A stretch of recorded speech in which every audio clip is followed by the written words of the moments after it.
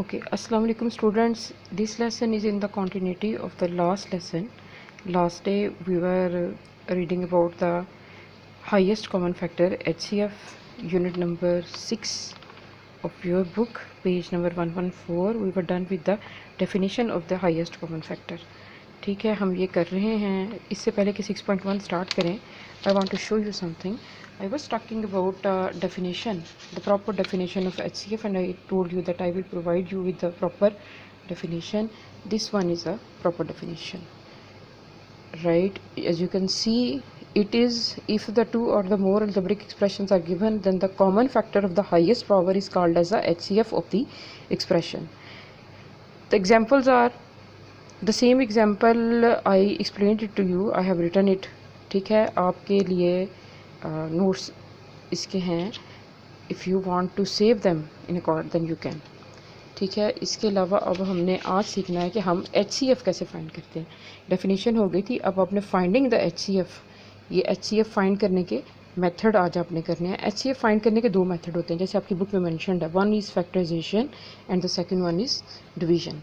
दो तरीके होते हैं कि HCF फाइंड करने के, और हमने बारी बारी दोनों तरीक़ों से HCF फाइंड करना है. 6.1 में दोनों के क्वेश्चंस हैं. Methods of finding the HCF, that is by factorization. Factorization आपने यूनिट नंबर 5 में पढ़ी है. पूरा unit number 5 was about the factorization. उसमें सब्स्टिट्यूशन के मेथड्स भी आपने पढ़े थे, कंप्लीटिंग द स्क्वायर के मेथड भी पढ़े थे, और पे फैक्टराइजेशन से भी आपने फैक्टराइजेशन पढ़ी थी. दूसरा मेथड इसका डिवीजन है. You are not done with the division. Algebraic expressions की डिवीजन कैसे होती है जब हम इंशाल्लाह करेंगे, then I shall give you a supplementary lecture के डिवीजन जो है अलजेब्रिक एक्सप्रेशंस की वो कैसे करते हैं. ठीक है, बिस्मिल्लाहिर्रहमानिर्रहीम. Let us start the exercise 6.1 now. Come to the exercise, that is 6.1. you have to find the question number 1 है जी, find the HCF of the following expression.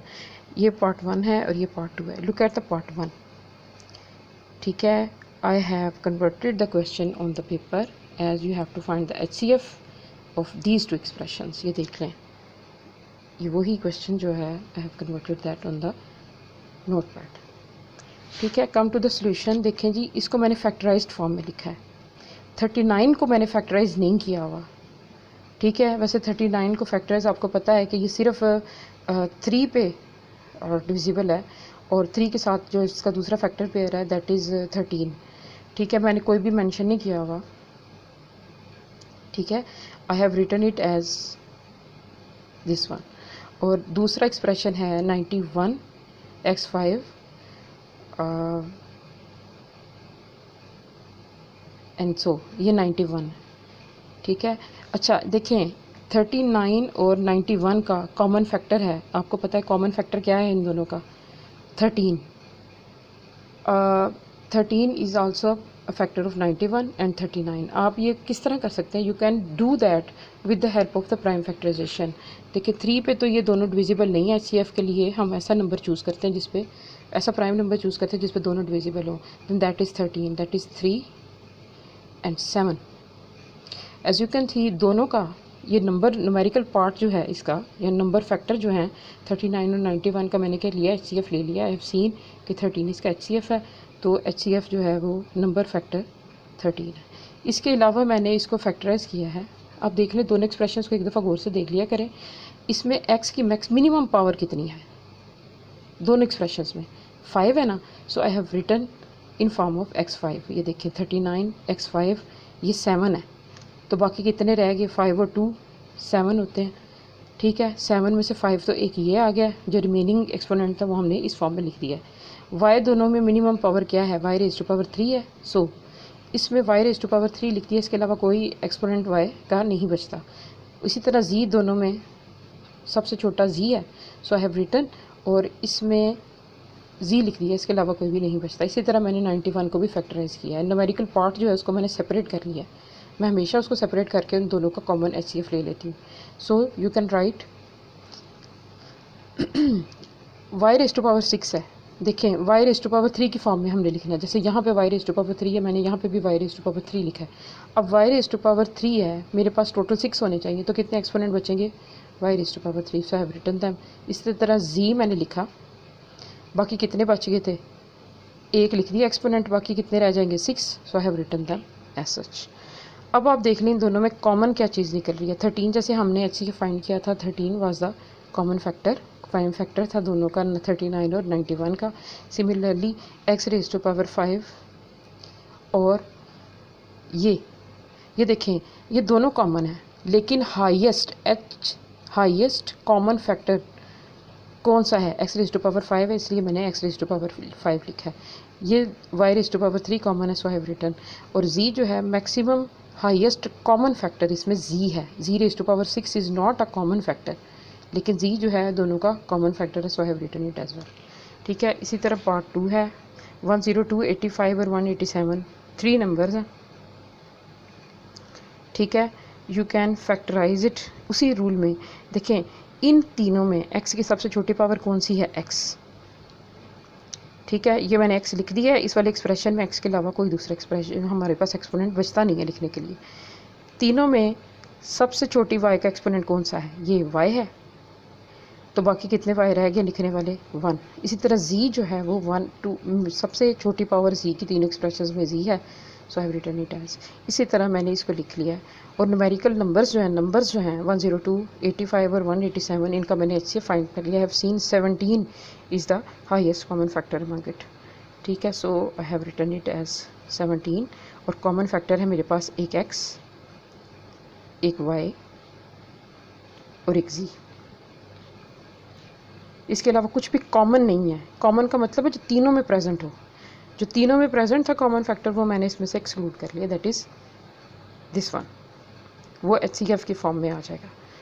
ठीक है, hopefully you can get the concept. अगर आपको confusion है इस video को बार बार देखें और खुद से सॉल्व करने की कोशिश करें, then it you can will be able to solve the questions. ठीक है, ये HCF मैंने फाइंड किया है। Okay, now come to the let us see the next question, that is second one. You have to find the HCF by the factorization। और आपको बड़े expressions कुछ गिवन है। ठीक है, ये तो छोटे एक्सप्रेशंस थे, सिंगल टर्म एक्सप्रेशंस थे, लेकिन ये मल्टी टर्म्स एक्सप्रेशन इसमें आपको गिवन है। I have solve them all, और आपको फैसिलिटेट करने के लिए कि आपको समझ आ जाए, so I will do it now. I have converted the amount on the paper as you can see. और दूसरा एक्सप्रेशन ये है, I have written it as well. ठीक है, ये दोनों एक्सप्रेशन जो उन्होंने गिवन थे मैंने उनकी फैक्टराइजेशन कर ली है। ये पेयर फैक्टराइजेशन से आप बहुत अच्छी तरह वाकिफ़ हैं। 6 का कौन सा पेयर फैक्टर है जो आपको 5 यील्ड कर सकता है, दैट इज़ 3 और 2। ठीक है, वैसे 6 का एक फैक्टर 6 और 1 भी है। इट कैन ऑल्सो यील्ड 5, लेकिन साइन अपोजिट होने चाहिए। हमारे पास ये चॉइस नहीं है, इसलिए मैंने 3 और 2 इसके फैक्टर्स कॉमन फैक्टर्स नहीं है। पेयर फैक्टराइजेशन आपको आती है अच्छे तरीके से, आप पिछले चैप्टर में पढ़ चुके हैं। मैंने क्या किया है, इन दोनों में से कॉमन x है और इन दोनों में कॉमन 2 है। So common factor multiplied with the uncommon part, that is pair factorization. पढ़ चुके हैं ना आप इसके मतलब पहले से। ठीक है, एक पेयर फैक्टर 6 1 है, मैंने इसको रिजेक्ट कर दिया। दूसरा पेयर फैक्टर 3 और 2 है, मैंने इसको सिलेक्ट कर लिया। They can yield you positive 5। अगर आप ये लेंगे तो आपको दोनों के साइन अपोजिट रखने पड़ेंगे, इसलिए I haven't included this one, I have taken this factor pair. इसी तरह 12 का कौन सा फैक्टर पेयर है जो आपको -4 दे सकता है, तो वो 6 और 2 है। ठीक है, इसी तरह मैंने पेयर फैक्टराइजेशन किया तो मेरे पास इसके ये फैक्टर्स आ गए। पहले वाले एक्सप्रेशन के फैक्टर्स ये हैं और दूसरे वाले एक्सप्रेशन के फैक्टर्स मेरे पास ये हैं। दोनों में कॉमन क्या है, as you can see this part is common, this factor is common, x+2, so I have written it as this one. Hopefully you will get the concept. I have done the factorization. How? By the pair factorization method. Then I have concluded HCF. जी अब देखेंगे next part इसका। 3 expressions हैं, ये देखिए इसमें coma के लिहाज से देखें 1 2 3, ये तीनों हैं। I have written them as such, मैंने लिख दिया है। ठीक है, और उसका मैंने HCF कंक्लूड कर लिया। पेयर फैक्टराइजेशन ही ऑर्डर फार्मूला से इसको फैक्टराइज किया है, इसको पेयर फैक्टराइजेशन से फैक्टराइज किया है। इसमें पहले 2 कॉमन लिया है और फिर a² - b² वाला फार्मूला अप्लाई किया है। इन तीनों में देखें x - 3 कॉमन है, so I have concluded it as HCF। ठीक है, आपने इसी तरह इसके सारे पार्ट्स कर लेने हैं। I can give you the bare snapshot कि मैंने कैसे किया हुआ है। अगर आपको कहीं से कन्फ्यूजन हो, you can check the blog again and again. Done with this one. ठीक है, यही दो पार्ट आपकी